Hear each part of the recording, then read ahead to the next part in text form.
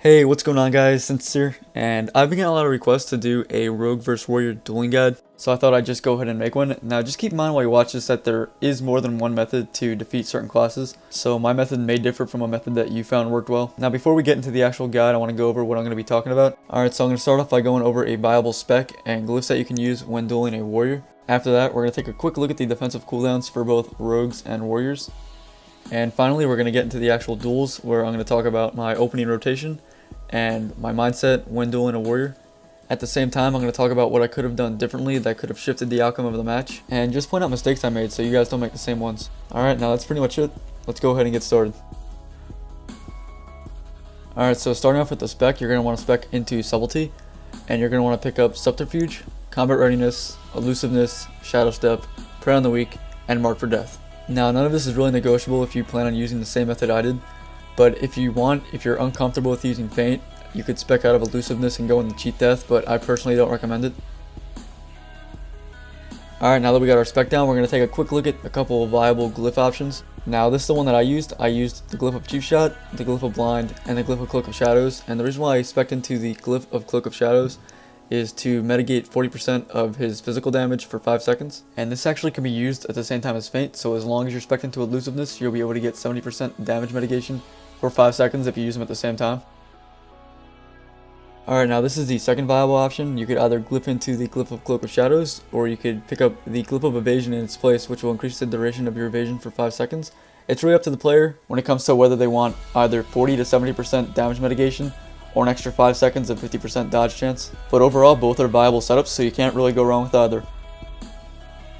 Now let's take a look at a warrior and a rogue's defensive CDs. For warriors, they have Rallying Cry, which temporarily grants him 20% of maximum health for 10 seconds. Die by the Sword, which increases their parry chance by 100% and reduces all damage taken by 20% for 8 seconds. And Shield Wall, which reduces all damage taken by 40% for 12 seconds. And now for rogues, we have Evasion, which increases our dodge chance by 50% for 15 seconds or 20 seconds if glyphed. Cloak of Shadows, which instantly removes all existing harmful spell effects, grants immunity against magical damage and harmful effects, and then causes you to resist all spells for 5 seconds. But the only part that really matters here against the warrior would be when it's glyphed. It also provides 40% physical damage mitigation. And finally, Combat Readiness, which causes successive attacks to deal 10% less damage per application, stacks up to 5 times, and it lasts for 20 seconds, but if 10 seconds elapse without any incoming weapon strikes, the state will end. Alright, now that we know what each class is capable of when it comes to defensive CDs, let's get into some duels. Alright, now a key thing to keep in mind when versing a warrior is you're going to want to force defensive CDs as fast as possible, meaning you're going to want to open hard so you can get that pressure out as soon as possible. Now I'm going to pause the clip right here to talk about my opening rotation. As I said before, you're going to want to open hard to get as much early pressure out as possible to force CDs, and if you don't, you're probably going to lose. So my rotation for opening on a warrior is Cheap Shot into Rupture, and that automatically gives me a 30% extra damage increase with Prey on the Weak and Sanguinary Vein, and that combined with Master of Subtlety brings that 30% up to a 40%. Then I pop Shadow Dance and my PvP Trinket, and I spam bush until 5 combo points, and I follow my Cheap Shot up with a Kidney Shot. I then continue to spam bush until 5 more combo points, and I finish it off with an Eviscerate, and it could make for a pretty devastating opener if done correctly. Alright, now let's see how devastating this opener can be.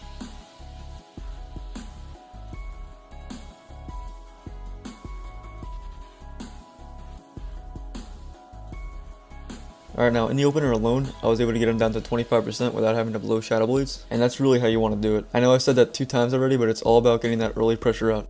Alright, now I skipped ahead a little bit here just to talk about what I'm doing.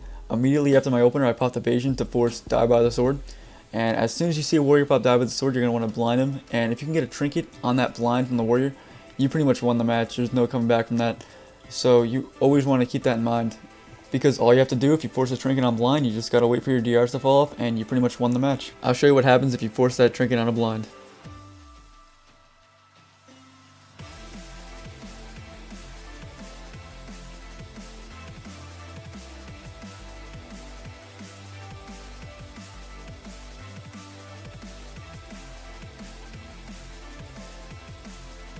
Okay, so now before I show the full games, I want to go over some mistakes I made so you guys don't make the same ones.